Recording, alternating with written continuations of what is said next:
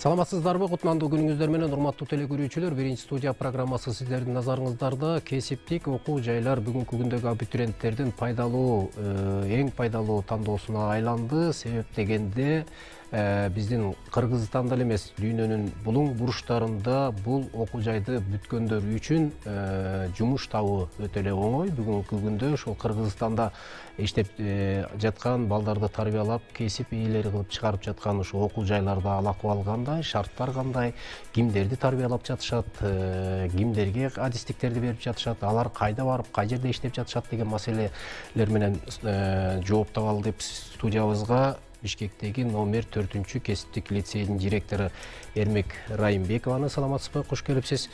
Жана Бишкектеги номер 5 кесиптик лицейдин директорунун окуу тарбия иштери боюнча орун басары Кубан Токтогуловду чакырганбыз. Саламатсыздарбы, урматтуу меймандар, кош келипсиздер. Ушул маегибизди баштаардын алдында темабызга ылайык биздин кабарчыбыз тарабынан даярдалган атайын бир сюжет бар. Ошону көрүп алып туруп, анан маегибизди улайлы.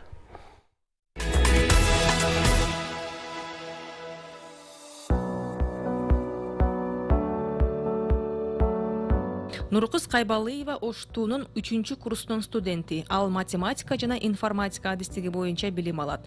Нуркыз бул окуу жайды өзү тандап алган. Анын айтымында билим алуусуна бардык шарттар түзүлгөн. Технологиялык университет болгондуктан бардык мүмкүнчүлүктөр каралган жогорку билим берүүгө.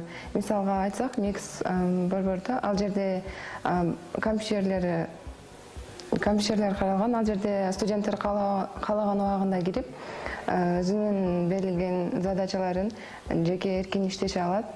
Андан сырткары айтсам, Жаштар комитети, инжелек өнүктүрүү борбору студент өзүнүн багыты менен гана чектелбестен ар тараптуу өнүктүрүү үчүн эң чоң мүмкүнчүлүк десем болот. Ош технологиялык университетинин түзүлгөндүгүнө 60 жыл болду. Бул аралыкта окуу жай өлкө аймагында иштеп жаткан көптөгөн адистерди даярдап чыгарды.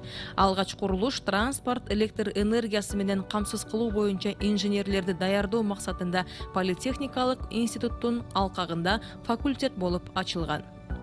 Азыркы учурда Ош технологиялык университети бул түштүк аймактагы технологиялык жана техникалык багыттагы эң ири университеттердин бири. Бир нече ошо техникалык багыттагы адистерди биздин түштүк регион үчүн, ошондой эле бүт Кыргызстан үчүн даярдап келе жатат.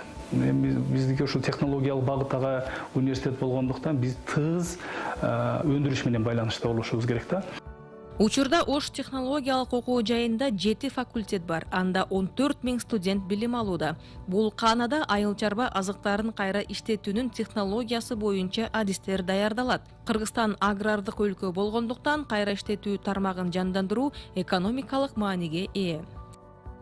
Азыр биз ушул кафедрада айыл чарбадан кандай өсүмдүк өстүрүлсө, айыл чарба ошо чийки заты, ошонун бардыгын кайра иштетип, даяр продукцияга айландыруу технологиясын негизинен 4 багытта даярдайбыз.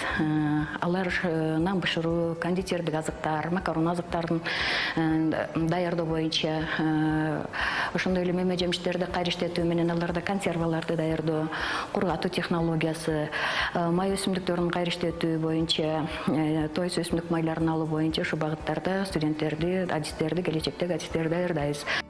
1976 жылы факультет болуп ачылган окуу жай Ош кечки факультетине айландырылып, автотранспорттун инженердик механиктерин жана инженер куруучуларды даярдоо жолу менен уюштурулган. 1990 жылы декабрь айында филиал өз алдынча университет болуп негизделген.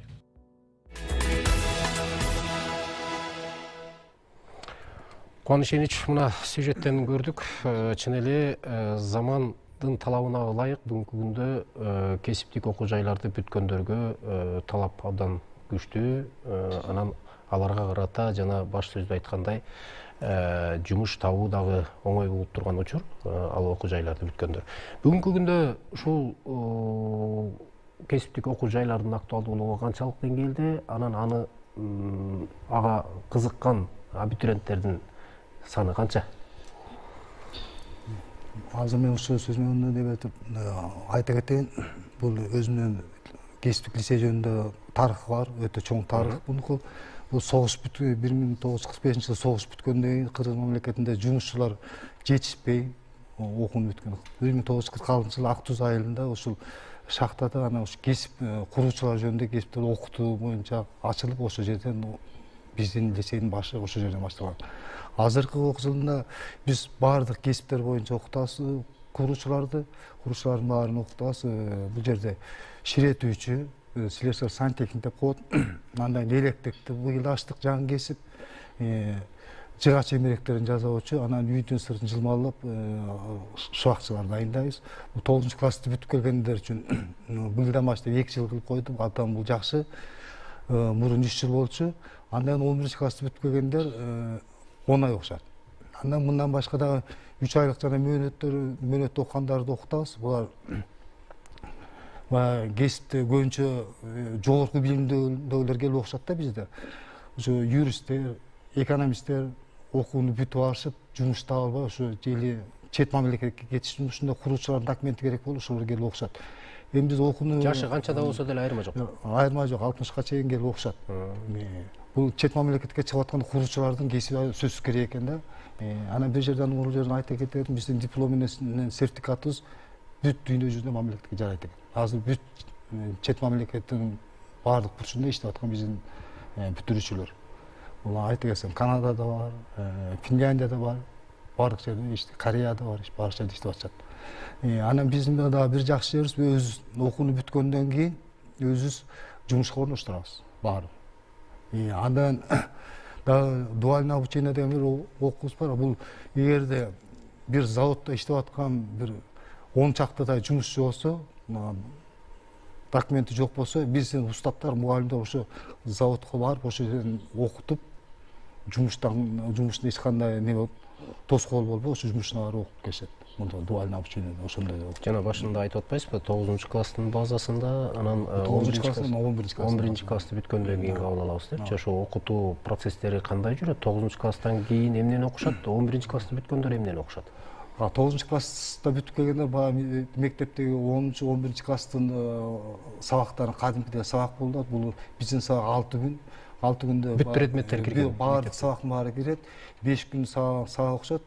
Бир күнү жана өндүрүштүк окутуу, жана өзү таңдап алган кесибин ошого үйрөтүп, ошого даярдайбыз. 11-классчы? 11-класс болсо бул баягы сабактын баарын мектепти бүтүп келген аттестаты бар. Бул жана өндүрүштүк жана кесипке атайын берген сабактар бар, ошолорду гана окушат. Эмнеден экзамен тапшырганда эмнеден өтүш керек сынактар? Бизде сынак жок. Жөн эле тапшыра берет. Тапшырышат. Окууну бүтүп атканда жана жумуш берүүчүлөр келип атайын сынак өткөзүп, өздөрүнө канча бала керек болсо өздөрү ошол жерден алып келишет. Бизге ушунча бала керек. Уже баягы окууга тапшырып атканда бөлөк айлык ба, өндүрүштүк практикада жүргөндө, окууну бүтүп колуна диплом тийгенден кийин уже айлыгын көтөрөт. Жогорку акчаны айтып ошол жерден жумушка алып келишет сразу. Түз эле. Эрмек Райымбековна, сиздеги ошол номер 4-чү Бишкектеги кесиптик окуу жай тууралуу айтып бериңиз. Деги эле жалпы кимдерди даярдап атасыз? Номер 4-чү кесиптик лицей дагы курулуш багытындагы окуу жай болуп эсептелинет. Башталгыч кесиптик билим берүү системасындабыз баардыгыбыз тең. Бишкек шаарында ушул 2 лицей бар. Ошо 2 лицей, 5-лицей жана 4-лицей ушу курулуш багытындагы кесиптик лицей болуп эсептелет. Экөөбүздүн кесиптерибиз да окшош, багыттарыбыз да окшош, жана окуткан ошо окуу мөөнөттөрүбүз да окшош. Биз өзүбүздү министрликке чоң ыраазычылык билдирип кетким келет азыр ушул учурдан пайдаланып. Себеби мурда 3 жыл окуу мөөнөт 9-класстын базасына 3 жыл болчу. Ал кезекте балдарыбыз 3-курска келгенде айлыктап баштагандан кийин кайра лицейге келмеге кыйын болуп калчу да. Анткени айлык тапкан бала диплом албай эле ошого ыраазы болуп, окууну бүтпөй кетип калышчу. Биз ушуну көп жерлерде айтып отуруп, үнүбүз жетип, азыр биздин окуу мөөнөтүбүз кыскарган. Быйылкы жылы биз кабыл алган балдарыбызды ошо 2022-жылы 2 жылдык мөөнөткө кабыл алдык. Окууну бүткөндөн кийин агай айткандай бизде аттестат алышат балдарыбыз, анан кийин диплом алышат. Бул 9-класстын базасында. Ал эми 11-класстын базасында болсо алар диплом алышат. Мамлекеттик үлгүдөгү диплом алышат. Эми бизде өзүбүздүн багыттар боюнча маалымат берип койсом, 9-дун базасында бул ширетүүчү жана сантехниктер даярдайбыз. ошондой эле оңдоо курулуш иштери боюнча устат деген кесибибиз бар, жана жыгач усталарды дайындайбыз. Бул 2 жылдык мөөнөт. Бул жерде окуучу бир маал тамакты бекер алат, бекер ичет. Бизде өзүбүздө ашканабыз бар. Ошондой эле биздин бир күндө 150-160 баланы тамак бергенге мүмкүнчүлүгүбүз бар ашканада. Ошондой эле биздин 80 орундуу жатаканабыз бар. Бул окуучуларга бекер жатакана берилет. Мындан тышкары, эгерде окууда өзүн жакшы алып жүрүп, жакшы окуй турган болсо, окуучуларга стипендия берилет. Бул жалаң мамлекеттик бюджетте бизде бекер окушат ошол окуучулар да. Суммасы канча ошол стипендиянын? Стипендиябыз болсо 200 сомдон башталат. 300 сомго чейин, анткени булар тамак жешет да.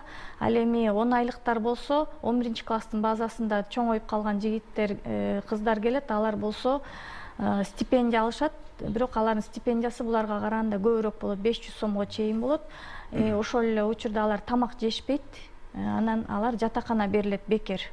Анан бюджет бекер окушат да. Анан ошол эле жерде бизде контракттыктагы бир группабыз бар. Бул кургак курулуш устаты деген группа. Бул группада биз Европага кетип атышат көп балдар. Ушул курулуш багытын, ушул именно ушу багыт тандаган балдарыбыздын көпчүлүгү Европага кетип калышат. Бул учурдун тенденция ушундай болуп атыптыр. Биз алар кармап кала албайт экенбиз. Бул албетте биз үчүн өкүнүчтүү да болушу мүмкүн. Бир чети балдарыбыз көп нерсе үйрөнүп келет деп ойлоп атам да. Анан быйылкы жылга биз Германияда бизде Werner деген корпорация менен 2021 жылы иштешкенбиз. Аякка биз 12 окуучу даярдаганбыз да. Анан азыркы учурда аякта 4 окуучубуз иштеп жатат. Айлык маяналары 1000 евро болуп, азырынча 1000 евро алып атышат. Бирок алар ошол эле учурда колледжде окушат. Колледжди бүтүп диплом алгандан кийин алар 4000-5000 еврога чейин зарплаталары, айлык маяналары жетет да. Анан ошол Werner корпорациясы быйылкы жылы дагы бизге бир 12 бала заказ кылып атышат. Ошого Кудай буйруса дагы даярдайбыз го деп ойлонуп атабыз. Даярдаганда ошондо келишим түзөсүздөр да? Биз келишим түзөбүз, бирок биз окуучу менен ошо окуучуну ошо иш берүүчүлөрдүн өздөрү менен келишим түзгөнгө түртөбүз да. Биз өзү орто эме кылбайбыз. Демек жеке түзөт, Жеке түзүшөт, биз менен түзүшпөйт алар. Ооба. Биз алардын берген программасы менен сураанычын кандай кесипке даярдап бер десе, ошого даярдап бергенге мүмкүнчүлүгүбүз жетет. Биздин базабыз абдан жакшы да. Бирок ал жактан да сынактан өтөбү? Ал жактан тил сынагынан өтүшөт. Тил.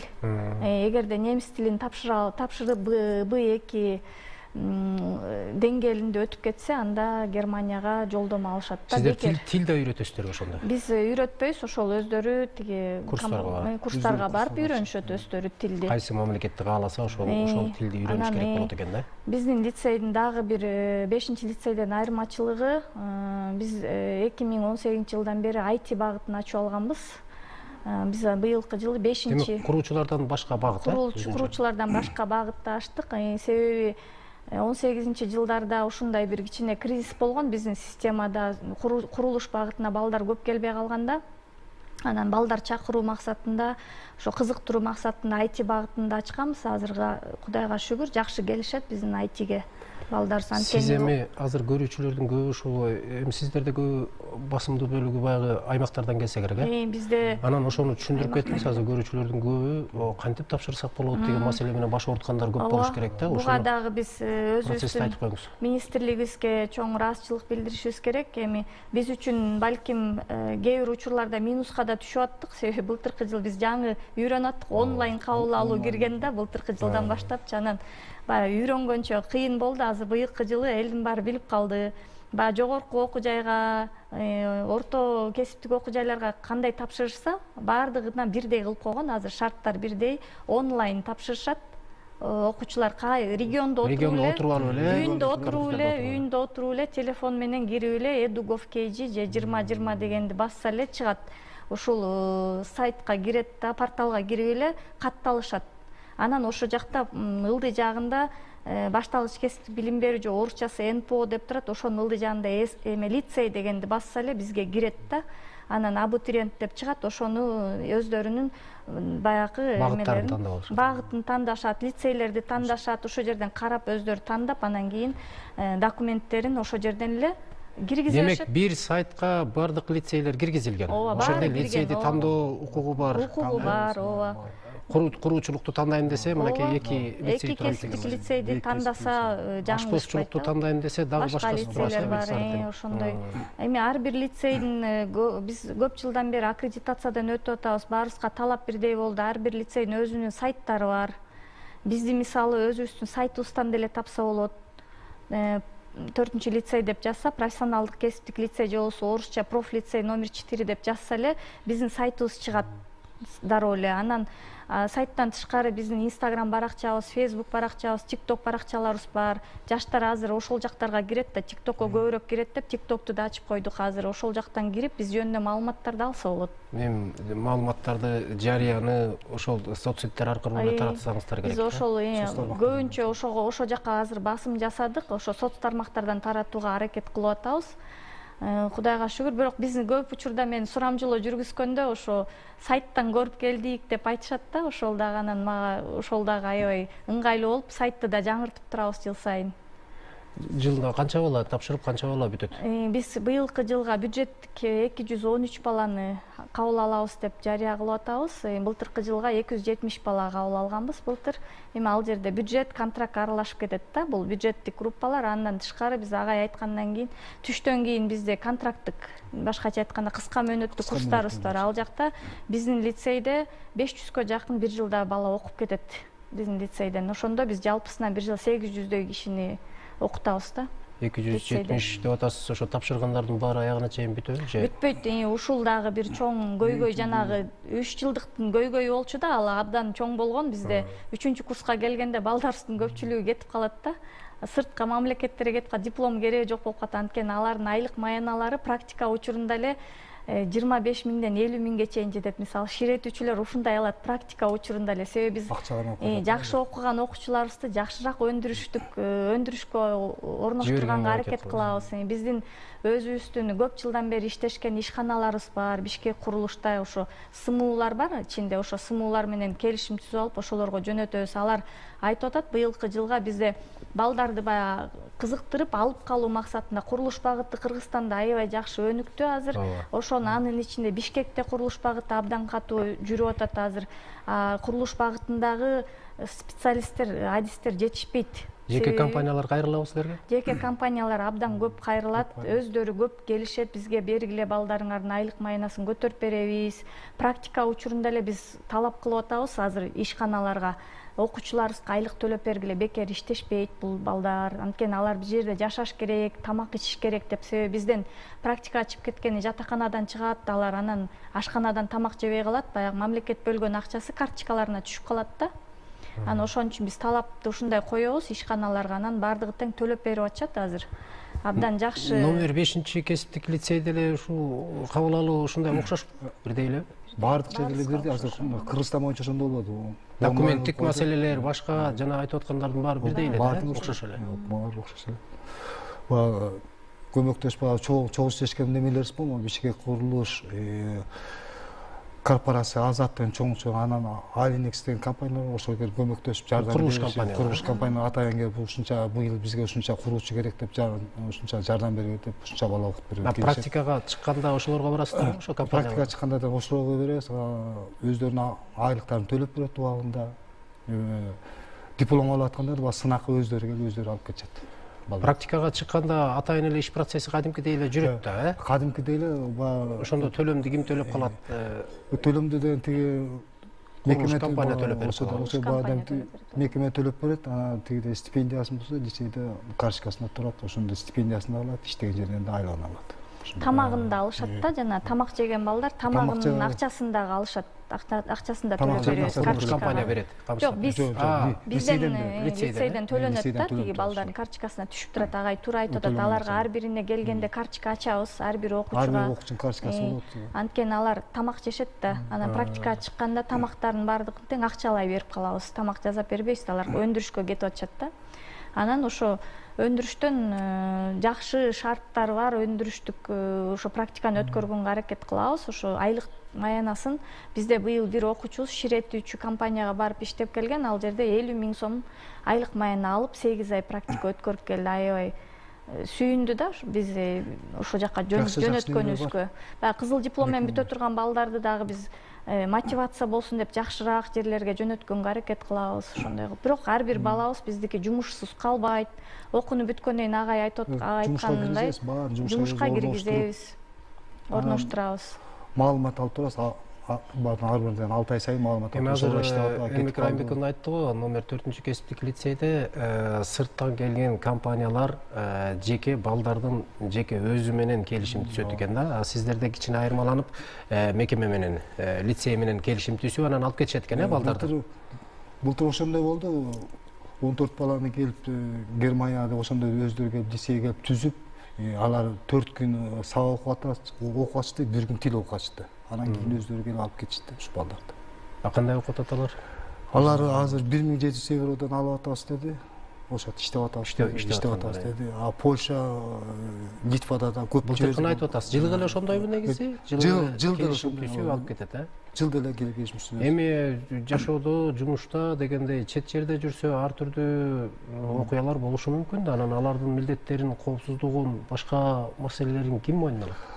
Ошол келишим сиздерде тараптан түзүлүп атат. Жок, келишимде баягы компания менен ата-энеси чогуу түзүшөт. Биз болсо ошол жумушчуну биз дайындай беребиз. Алар бизге ушундай кесипке дайындап бергенде бизге немесин эле берет. Биз ошол дайындап беребиз. Алар ата-энеси менен компания өздөрү түзөт. Демек анда жеке келишим экен. Жеке келишим окот. Сиз жана айтып атпаңыз эле, мекеме менен түзүлөт депчи. Жеке болуп калат. Адистер кандай? Адистердин негизги эле окутуу процесстеринде адистердин жетиштүүлүгү, анан алардын деңгээли, алардын каяктан даярдалып келет, мына ушул маселе орчундуу да. Сиз аябай жакшы суроону берип атасыз. Азыркы учурда ушундай бир маңыздуу негизги суроолордун бири да булчу. Анткени жакшы адистерди табуу аябай кыйын да азыркы кезде.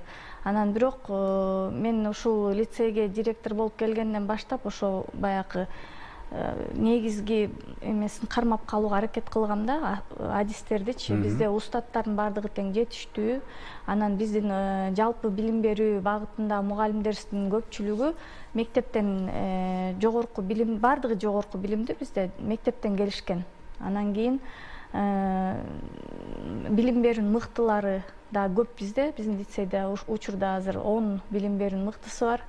Кесиптик билим берүү мыктылары да бар бизде. Профтехте өзүнүкү бар эле, мурда берилчү эле, азыр берилбей калды. Ал кесиптик билим берүү мыктылары дагы бизде абдан көп. Ошондой эле мен басымды университеттен мугалимдерди чакырууга басымды ошол жака коюп атам. Азыркы учурда университеттен мугалимдер келип сабак берип башташты биздин лицейде. Мындан тышкары биздин лицейде мен ойлойм, биздин система боюнча бир эле биздин лицейде болуш керек 2 кандидат, илимдин кандидаты иштейт да бизде лицейде.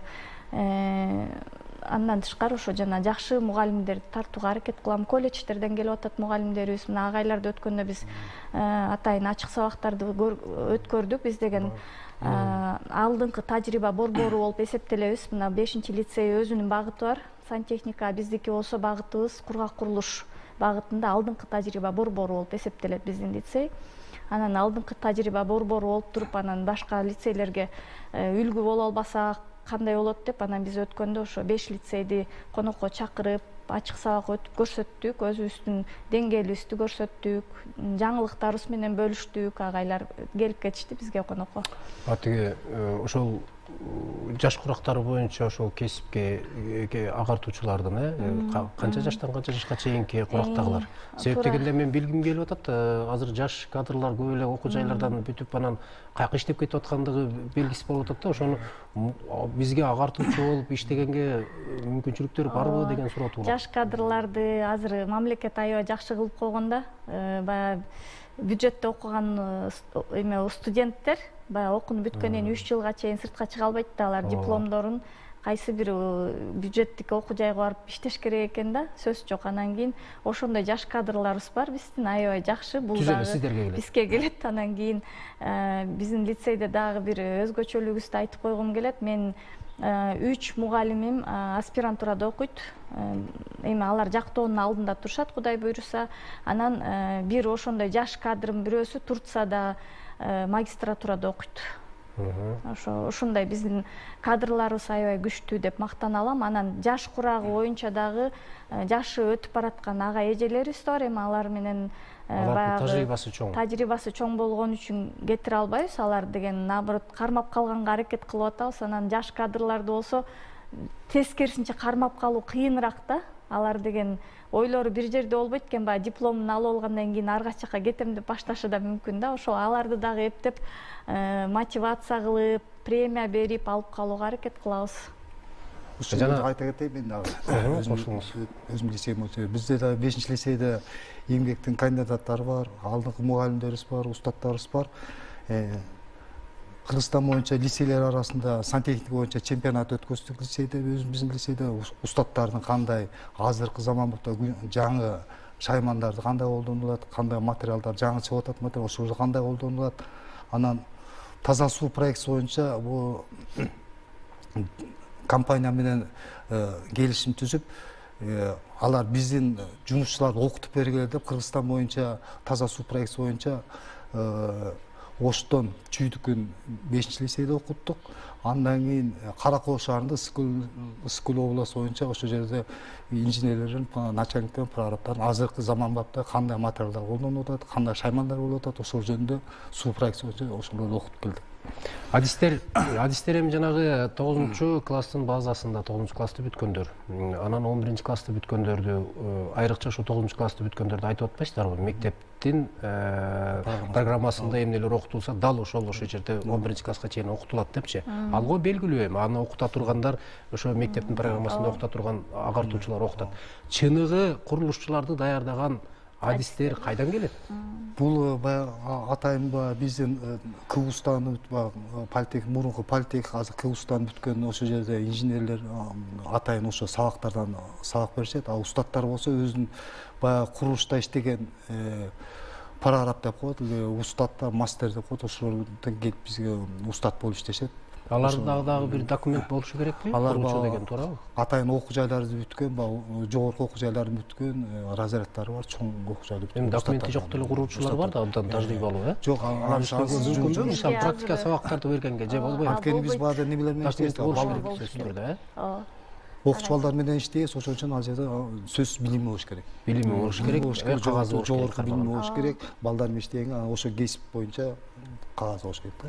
Закон боюнча мындай да, билим берүү закон мыйзамы боюнча негизи мугалим деген, мугалим болуш үчүн эгерде жана жогорку билими жок болсо, биздин устаттардын көпчүлүгүнүн жогорку билими жок болот да, устаттарыбыздын. Анткени алар жогорку билимдүүлөрүбүз бар, инженер педагогдор бар, алар келип дагы бизде устат боло алат. Инженер педагог деген ал уже педагогиканы билет, үйрөнгөн. Педагогика психологиядан 500 сааттан кем эмес окуш керек деген кагаз болуш керек да, окуган деген. Анан ошонун бардыгын тең биз бул аккредитация деген аябай жакшы нерсе болду да биз үчүнчү. Биз 14-жылдан бери лицейлердин бардыгы аккредитациядан өтүп келатабыз.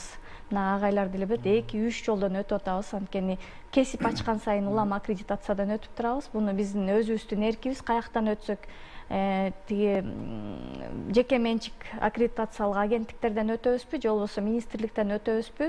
Бул жанагы квалификациясын жогорулатуу? Жок. Бул аккредитация деген жалпы ошо мыйзамга кирип калганда эки түр аккредитация өтөбүз биз. Программалык аккредитация жана институционалдык аккредитация деген. Бул биздин жалпы ишибизди текшеришет, келип сырттан келип бир комиссия түзүлүп келип, кандай иштеп атат, кандай билим берип атат, чоң комиссия түзүлүп келип, анан ошол жерде жанагы квалификацияны бүт ошол жерден текшеришет мугалимдер. Дал келип атат. Квалификациясын жогорулатууга барышат. Сөз жок, барат. Ал жок болбойт. Атайын окуу немелерин жогорулатыш үчүн. Биздин борборлорду жогорку бул алдыңкы тажрыйба борборлордун агайлар сантехника боюнча биздики кургак курулуш устаттары. Анан Кыргызстан боюнча кургак курулуш устаттарын окуткан лицейлер бар. Мындай Ошто бар дагы, агайлар да бар мисалычы. Анан биз ошолорду чакырып алып, тажрыйба менен бөлүшүп, алардын тиги тажрыйбасын, квалификациясын көтөргөнгө мүмкүнчүлүгүбүз бар биздин. Бирок биз сертификат бере албайбыз. Ошол эле учурда биздин республикалык методикалык борборубуз бар. Кыргызстан боюнча, мына Бишкек шаарында жайгашкан. Ушул республикалык методикалык борборубуз жыл сайын биздин устаттар үчүн атайын квалификация жогорулата турган курстарды уюштуруп турат. Анан кийин ар бир лицейге атайын келет, кайсы мастериңер, кайсы устатыңар жогорулатып берилди. Анан биз ошо тизмени бергенден кийин ошолорду окутуп берет алар. Анан ал жактан сертификаттарын алып келишет. Биз ошол окуу жайлардан бүткөн студенттердин жалпы эмесин билгим келип атат да, эми сиздердин мисалыңыздарда, мисалы сиздерден 270 деп атасыз, кабыл алынган, бирок канчасы бүттү билбей атам. Ошо бүтүрүүчүлөрдүн канчасы биздин өлкөдө иштеп калат, канчасы сыртка кетет. Эми сиздерге белгилүү да, жана мониторинг жүргүзүп турабыз деп атпайсыз. Эң Кыргызстан боюнча көйгөйлүү маселе ушул болуп атат да, окууну бүтүп, диплом алган эле баардыгы чет мамлекетке чыгып кетебиз деп, көбүнчөсү чыгып кетип атат да ушундай. Бизде аз эле калып атат. Азыр бизде де Кыргызстанда курулуш аябай өнүгүп атат. Азыр бизге ушундай куруучулар керек деп. Айлыгы аз болуп, ошондон көбүнчөсү кетип калып атат. Эң көйгөйлүү маселе ушул болуп атат. Чет мамлекетке чыгып кетип атат. Сыртка айлык маселесинен акча төлөмдөрдөн улам. Бизде анан талап дагы бир нерсени айтып коелу, ушул талап сырттан болгон талаптар биздеги кесиптик окуу жайлардан бүткөн бүтүрүүчүлөрдүн жумушка кабыл алуу маселеси боюнча чет мамлекеттерде өткөндө эле Германиянын тиги президенти келип кетти, федералдык президенти, анда дагы ушул кесиптик лицейлердин маселеси жөнүндө айтылды. Бүтүрүүчүлөр бизге барып иштесе болот деген маселелер айтылды. Азыр ошо Германия деп калдыңыз да жаначы, биз өзүбүздүн эң керектүү жагы ошо. Лицей боюнча маалыматта берип кетейинчи, кененирээк берип кетейин маалыматты. Ошо чет мамлекет боюнча да берейинчи. Анан бир эмени жанатан бери айткым келип, убакыт сиз улам суроону башка жактан берип атканыңыздан айта албай жатам. Биздин лицей 94-жылдан бери реабилитациялык борбор болуп эсептелет да, 4-лицей. Эмне үчүн бизде жатакана бар деген маселе да, бул мисалы 5-лицейде жатакана жок, бизде бар да.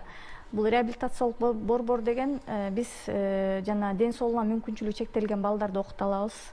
Ошондой эле бизде тоголок жетимдер, соц жетим деп коет экен, эми ата энелери дагы таштап кеткен ушундай балдар болот. Алар жетимдердин катарына кирбей калат, бирок жана соттун чечими менен ата энесин эме кылып коет да, жокко чыгарып коет. Ошон үчүн ошондой балдарды кабыл алабыз биз. Анан интернаттар менен иштешебиз да, ошо балдар келип бизде окуйт. Ал балдар бизде 3 маал тамак жешет. Андан тышкары ал балдар 625 сомдук соц стипендия деп коет, социалдык стипендия алышат ошо балдар өзүнчө. Анан биздин лицейде колдоо иретинде. Ооба, биздин лицейде психолог иштейт. Ал кандай окуганына жараша эмес. Окуганына жараша эмес, ал баарына тең 100% төлөнөт. Ошондой бизде дагы ушул өзгөчөлүгүбүз бар. Эми чет мамлекеттер боюнча айтып бере турган болсом, 2018-жылдан баштап биз Болгария менен аябай тыгыз иштеп баштаганбыз. Болгарияда бизде абдан бир өкүнүчтүү убактыбыз тар болуп калды. Биз убактыбызга жетип калыптырбыз. Себеби көп нерсени сүйлөшөт элек, көп суроолор бар эле. Дагы Кудай буйрса алдыда бир маекте сиздер менен маектешели. Рахмат келип бергендиңиздерге. Урматтуу телекөрүүчүлөр, биз жалпы кесиптик окуу жайлар, алардагы түзүлгөн шарттар, бүгүнкү күндө кесиптик окуу жайларга болгон талаптар, мүмкүнчүлүктөр, анын ичинде Бишкектеги номер 4-кесиптик лицей жана номер 5-кесиптик лицей кандай иштерди алып барып жатат деген маселени козгодук. Кийинки эфирлерден жолугушканча саламатта туруңуздар.